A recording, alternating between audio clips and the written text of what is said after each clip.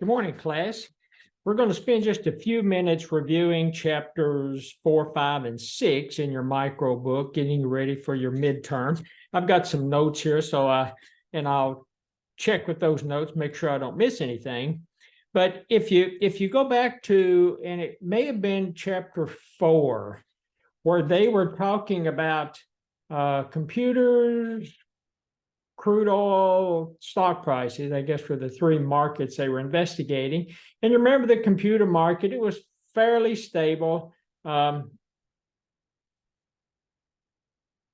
Huge jumps in efficiency in the market as far as producing and capability and RAM and all the computer stuff. And at the same time, prices going down. And if you compare that to the crude oil market and the stock market, it's all over the place. And part of that reason on the crude oil is you've got OPEC, which two of the main players are Saudi Arabia and Russia that can't play in the sandbox together, but they're trying to control the supply side of the crude oil market.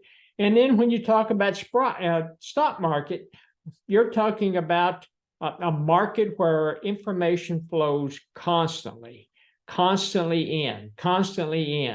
And information on buyers and sellers trading stocks almost instantaneous. So that's one of the things. And a lot of your stock market's driven by macroeconomic trends. It's driven by theory of the firm. It's driven by costs. It's driven by taxes. A lot of things drive that stock market. But at the end of the day, a lot of the drivers of the stock market and why things are so volatile is because information, again, flows in and it's constantly changing. And also remember that in the stock market, you've got in the background, you've got the law of demand and the law of supplies interacting between buyers and sellers. And remember, the demand curve, the supply curve slopes upward because at higher prices, producers are willing to bring more to the market. Same thing with sellers of stock. Except sellers of stock think at higher prices, maybe the expectations built into the future earnings of the stock market aren't as great as the price says they are, and they're willing to sell shares of stock at that price. And then you've got the demand curve coming down. And remember, the law of demand says that at lower prices, more quantity is demanded, just like the supply curve. At higher prices, more quantities supplied or brought to the market. And when you're looking at the demand curve, at least for stocks, it's basically saying more people calculate the expected return value of the future earnings justify the stock price. So they have a higher expectation of the future earnings of that particular stock than maybe the suppliers do. And then we get into like equilibrium price and equilibrium quantity. And it's that price and quantity that clears the market.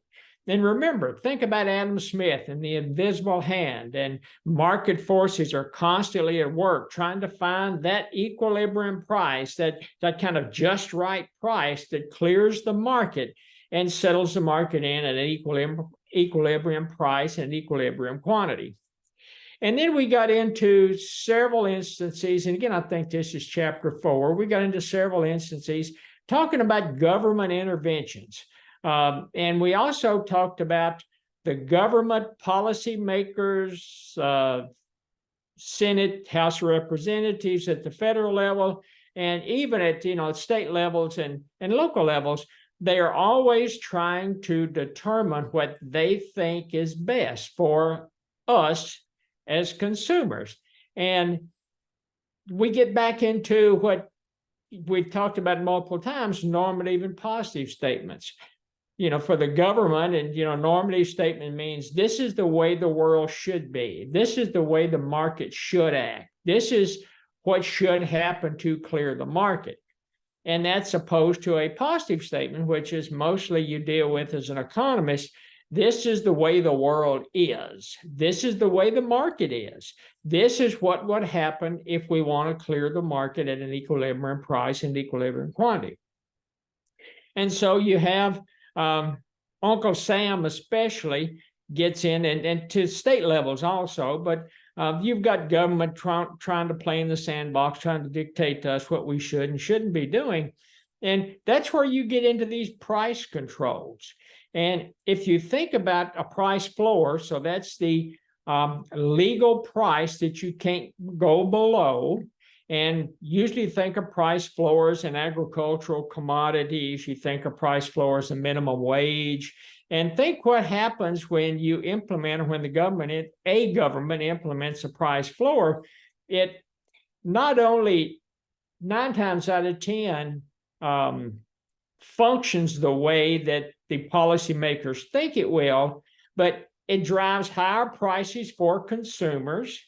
And also consumers are faced with a tax burden for subsidizing these government price floors, these price controls. And it doesn't matter whether you're talking about corn or soybeans or wheat on the agricultural side, or you're talking about minimum wage. And think what if minimum wage increases, especially in fast food, what's going to happen to that hamburger you're going to buy? The price is going to go up, because McDonald's and Burger King and Wendy's, they're not going to eat that increase in the minimum wage. They're going to pass it on to consumers like myself. So you just know that, as a consumer and as a taxpayer, I'm going to get hit twice.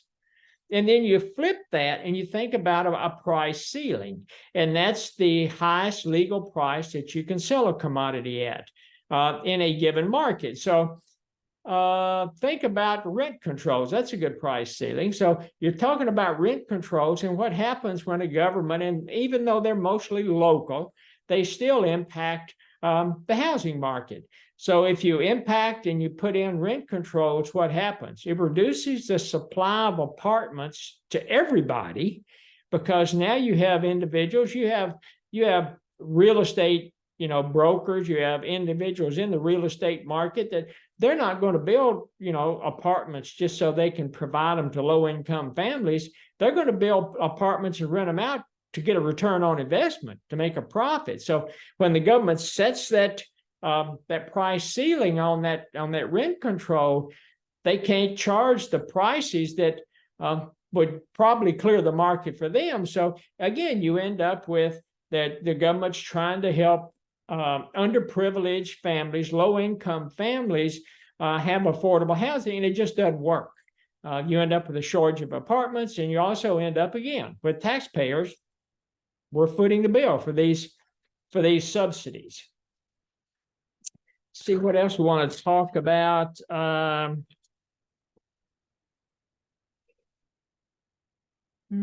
Let's talk about taxes for a few minutes. So when we're talking about taxes, what typically happens? If there's and we'll just talk about an excise tax, because I think they had a pretty good example in the textbook where they were talking about the excise tax on gasoline, because most of us have a car. Most of us have to put gas in our car to drive back and forth to work. I know there's maybe a few even on listening to this video that have electronic vehicles. I personally don't. I haven't gone that route yet. I haven't, taken the plunge yet, and may never take the plunge unless I'm forced to it.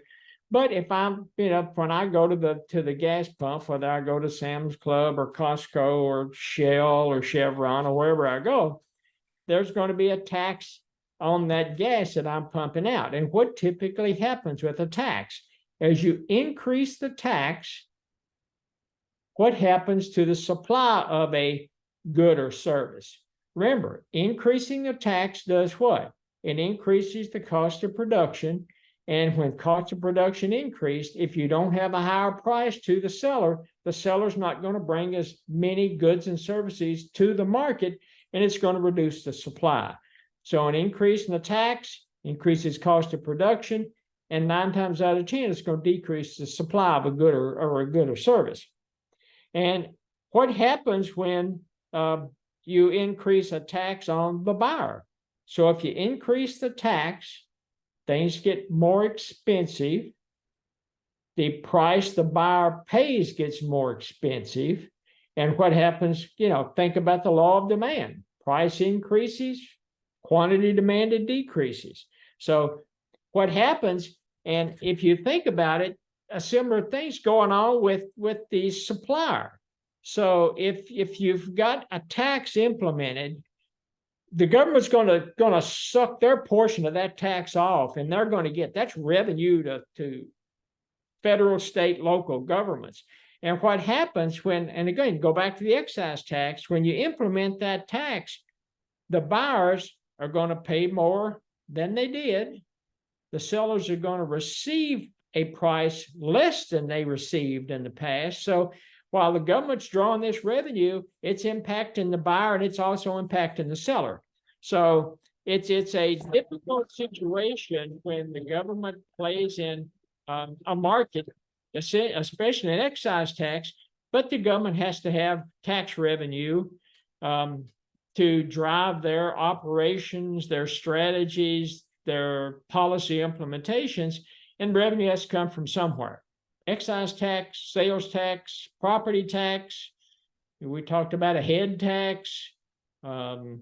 There's a multitude of different taxes, but the government likes to draw a lot of revenue from gas tax and excise tax on gas, simply because that's something that the majority of the consumers in the United States need to have to function in their daily lives. And then in chapter 5, I think it was, we jump in and talk about elasticity. And elasticity is basically the percent change in X divided by the percent change in Y. And when we talked about PED, price elasticity of demand, it's the percent change in the quantity demanded divided by the percent change in the price. So, and again, as I talked about in chapter 5, don't get all caught up and don't make this any more difficult than it has to be. All you're talking about is a ratio, numerator, denominator.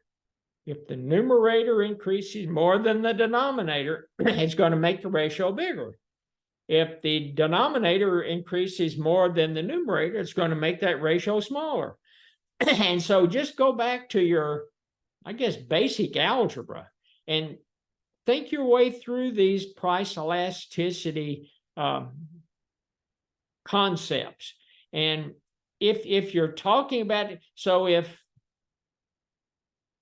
you get out into the workplace and your immediate supervisor comes in, manager, leader, whatever terminology they have or whatever their title is, and they come in and they say, we're having and we'll talk about, we've been talking about gasoline, we'll talk about gasoline. You're working for a company that, works in either the oil industry or, generates gas, and they come into you and they say, here's where we see, quantities increased 20%, prices increased, 15%. Tell me what the price elasticity of demand is going to be. Remember, ratios. Think about ratios. Same thing if they came in and they said, the quantity demanded, the percent increase was 20%, and the percent change in price was 40%. Think about the ratios. Think about how you would make that calculation, and at that point determine for your boss or supervisor, here's the price elasticity. You whip it out, you get on your calculator and you calculate that thing out, and it can probably be pretty impressive to him because he or she hadn't thought about doing that. Where it gets a little more difficult is when you're not giving the percent changes, but you're giving some values. And when you're giving some values, let's say the quantity, increased from 100 to 200, and the price increased from $2 to $3. There's what gets a little dicier because, and again, I go back to my graduate school at Ohio State, and you can use the simplistic, let's call it, formula of PED, or price elasticity of demand, and you just calculate the percent, change in quantity demanded and percent change in price. But you have to be really careful because it's going to depend on which point you start with and which point you end up with, because you could actually get two different numbers. And that's where this arc elasticity of demand formula comes in. And professor at Ohio State constantly told us that It may be a little more difficult to calculate it, or maybe a little more complicated, but their suggestion was always to go when you've got the numbers, you've got the ranges, the starting point and the end point, or the 2 points on the range and the 2 points on the range, on your denominator numerator, that you're probably better off using the ARC, price elasticity of demand formula. And that's just the differential between the quantity demanded divided by the average of the 2 endpoints of the quantity divided by the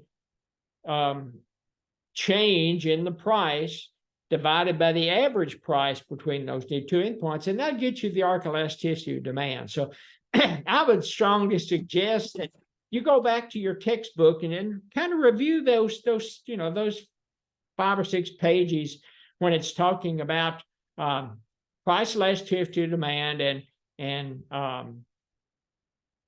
the arc elasticity of demand, or the arc elasticity of demand.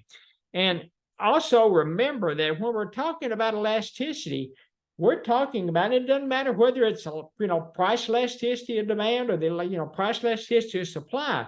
You're talking about moving along. If it's a PED, you're talking about moving along the demand curve. You're not talking about shifting the demand curve when you're talking about price elasticity. You're talking about moving along it, at least when we're talking about the price elasticity of demand. Same thing on the supply. You're talking about movements along those curves. So just keep that in mind. Now, the textbook talked about income elasticity, and with income elasticity, you're actually shifting, you're shifting the demand curve in and out. So it's just a little different concept. And as we talked about in the video on chapter 5, what we're talking about, because of the law of demand, and economists, you'll hear them talk about price elasticity of demand, and they talk about in absolute numbers. Price elasticity of demand, for the most part, is going to be a negative number, simply because the law of demand, and at lower prices, you're going to have more quantity demanded. At higher prices, you're going to have fewer quantities demanded. And so that's why economists will say, well, the price elasticity of demand is 6, or the price elasticity of demand is 0.3. Remember, if you do the calculations yourself, it's going to probably be a -6 and probably a -0.3. And what you have to keep in mind is that when you're talking about absolute values, and I'd actually like to explain this in absolute values, but if your price elasticity of demand is greater than 1, it's elastic. If it's less than 1, it's inelastic. And if it's equal to 1, it's unit elastic. So just think about that, because it does confuse students when we talk about price elasticity of demand and use the negative numbers, because you have to think through it.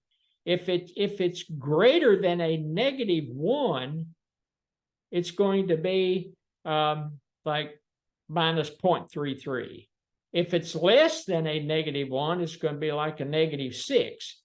And again, if it's unit elastic, it's just going to be a -1. So it gets a little confusing, but for thinking through this, just think through it. If you have any questions on the test about it, just think through it in negative terms and think through it in positive terms. And if you compare the two, you're probably going to do okay.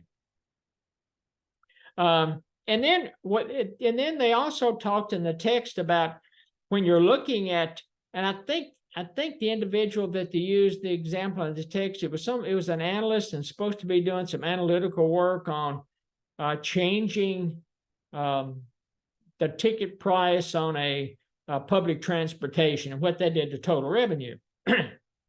And so what you have there, you need to think about that demand curve at that point, because the price elasticity of demand changes as you move up and down the demand curve.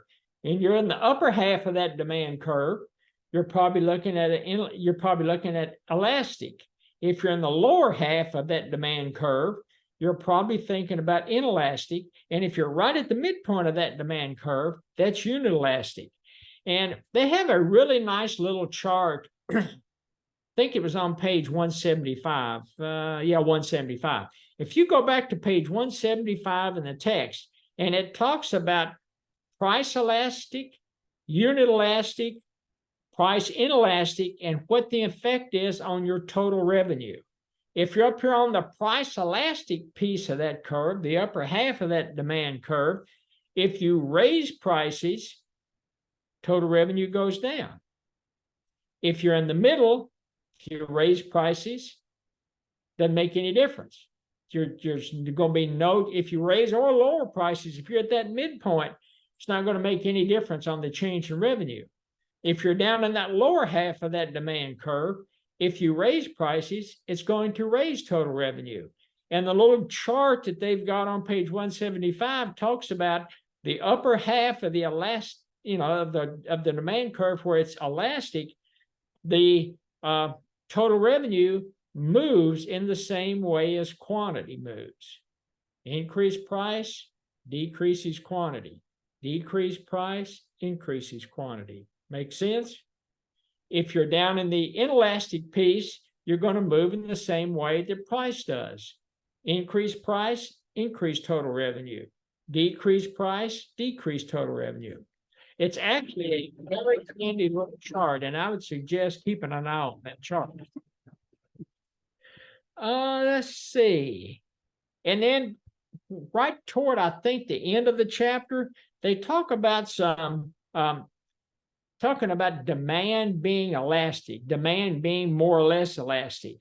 And they get into, the authors get into talking about demand is more elastic if there's a greater number of substitutes, if there is a greater share of a household budget, and if there's more time for the buyers to adjust to changes in price. So number of substitutes, greater the percentage of the household budget, the longer the time horizon. That's going to impact the elasticity of that demand curve. Let's see. Also, we talked about, back on the, I think it was back on the example where the analyst was trying to calculate the impact of total revenue on changing the prices of the public transportation tickets. They talk about profit, and profit, you go back to total revenue. Total revenue equals prices times quantities. What's total cost? Prices times quantities. So think about total revenue, total cost, and think about then at that point, what is total profit? Profit equals total revenue minus total cost. So keep those three formulas in mind as you kind of think through some of the examples, especially for some of the examples on the test. And then lastly, we start to get into what they call the marginal decision rule. So, and this is in chapter, must be in chapter 6, the marginal decision rule. So if you're a producer, if you're, and you're trying to figure out what to do with, your production process and how much to produce, if the marginal benefit is greater than the marginal cost, you keep producing it. If the marginal benefit is less than the marginal cost, you either reduce the activity or you stop producing altogether. And if the marginal benefit is equal to the marginal cost, you have a net benefit to society is maximized. And in a competitive market, I think they make a comment. So you've got the short term, you've got the long term in a competitive market. And while things might be a little upside down in the short term, in the long term in a competitive market, price is going to be equal to the marginal cost, and that's what's going to clear the market. So if you think about just if you think about consumers, so buyers and producers, both buyers and producers are going to function with this marginal decision rule. Marginal benefit, greater than marginal cost, you keep doing it. Marginal benefit less than marginal cost, you don't do it. Marginal benefit equals the marginal cost. That's the point you want to be, especially for the good, maximizing that net benefit for society. And then they get into, the authors get into talking about property rights, which when you think about property rights, and I guess they quote, I think it was John Locke, that talks about without law there is no freedom. So, and then we tried, I even try to equate it to what's going on in Chicago, Seattle, LA, San Francisco, New York City. Just happened the other night in Philadelphia, where you've got individuals going in and just mobs going in and just wiping out complete stores. So that's going to end up causing the market to collapse in certain cities if they're not careful. You already see, shops closing in San Francisco. Things are starting to close in LA, on the West Coast, and it's going to gradually move to the East Coast. But what they're talking about is property rights, and you want property rights to be exclusive, and you want it to be transferable. I want it to be an exclusive property right for the good or service that I produce, and I want that exclusive property right to be transferable to you if you decide to purchase the good or service I'm producing. And if I'm on, so that's on the seller side. If I'm on the buyer side, I want to ensure that you sell me something that somebody can't come back and try to take it away from me, because I want you to have exclusive property rights. I want them transferred to me. If you've ever, well,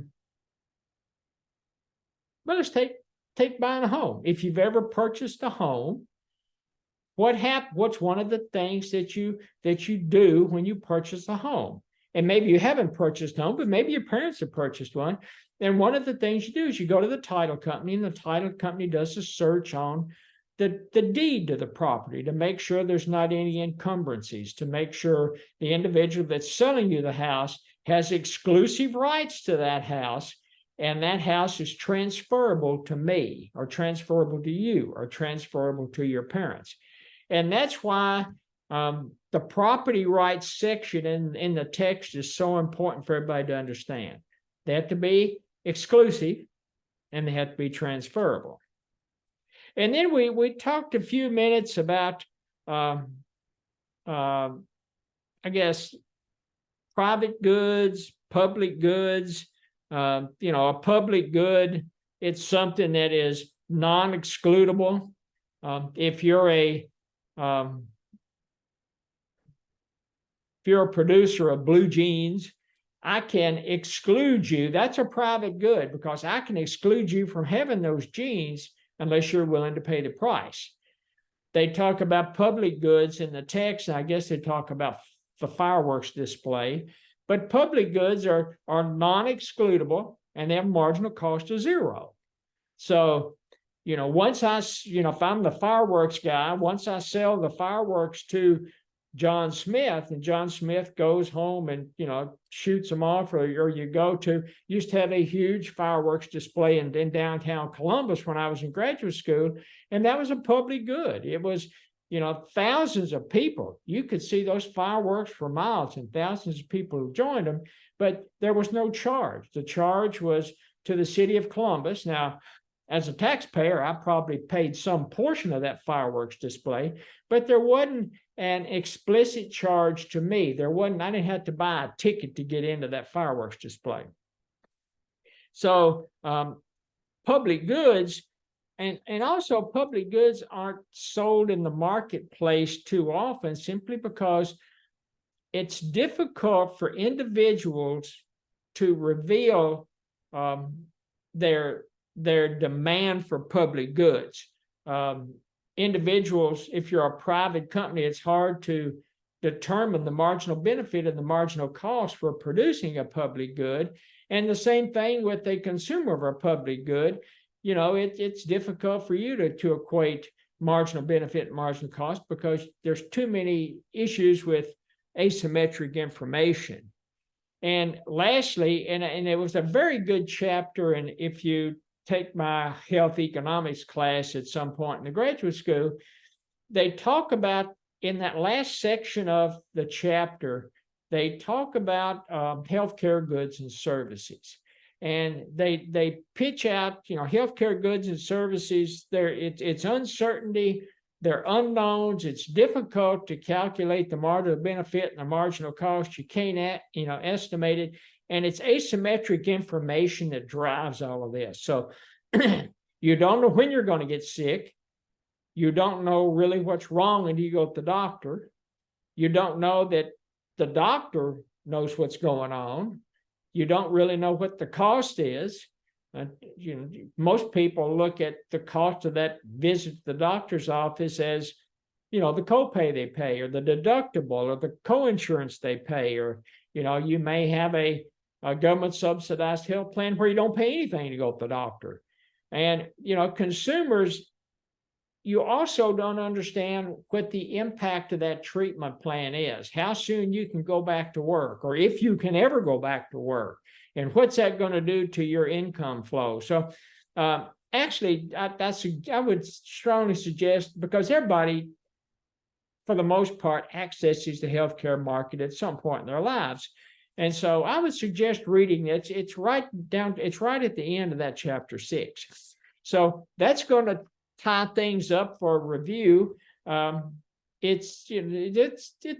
test is a little harder than the quiz that you had in the first section, but we gave you a quiz over chapters 1 through 3, and everybody did very well on that. So I'm hoping that you do very well on this. And if you've got any questions before you, after you watch this video, and before you take the midterm, reach out to me, and I'll be more than happy to try to answer them and try to clarify some issues if you have any. I hope everybody does well on the midterm, and next time we touch base, it'll be after the midterm. Thank you.